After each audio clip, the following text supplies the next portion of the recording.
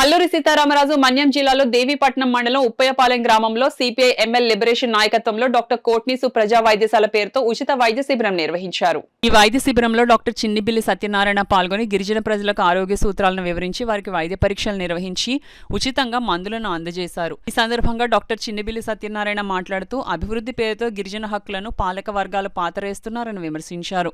ఈ కార్యక్రమంలో CPI ML liberation Kakinada జిల్లా కార్యదర్శి ఏగుపాటి అర్జునరావు, జనసాంస్కృతిక మండలి జిల్లా అధ్యక్షులు సోమశెట్టి ప్రసాదరావు, కార్యదర్శి పల్లా శ్రీను, గిరిజన హక్కుల సాధనా సంఘం రాష్ట్ర కన్వీనర్ బచ్చల విప్లవ్ కుమార్, జైబీమ్ ఆటో యూనియన్ అధ్యక్షులు సిహెచ్ రాంబాబు, జనసాంస్కృతిక మండలి సభ్యులు శామ్యూల్, రాజు, సింహాచలం, విలియం, షేక్స్పియర్ తదితరులు పాల్గొన్నారు.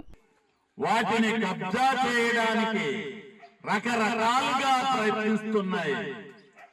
కేంద్రంలోని నరేంద్ర మోడీ నేతృత్వంలోని బీజేపీ ప్రభుత్వం కార్పొరేట్లకు పెద్దపీట వేస్తున్న సంగతి తెలిసిందే.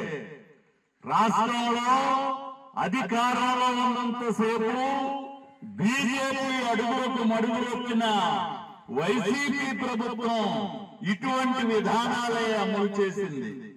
తాజాగా అధికారంలో ఉన్న టీడీపీ కూటమిలో బీజేపీ భాగస్వామి కావడంతో ఏజెన్సీ ప్రాంతానికి ఎసరు పెట్టడానికి సిద్ధమవుతోంది.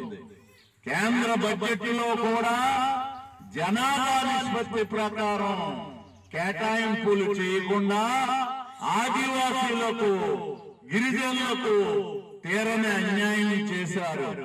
పోరాడదాం, ప్రజాస్వామ్యం, సోషలిజం, దేశ విముక్తి కోసం. లాల్ సలాం, లాల్ సలాం.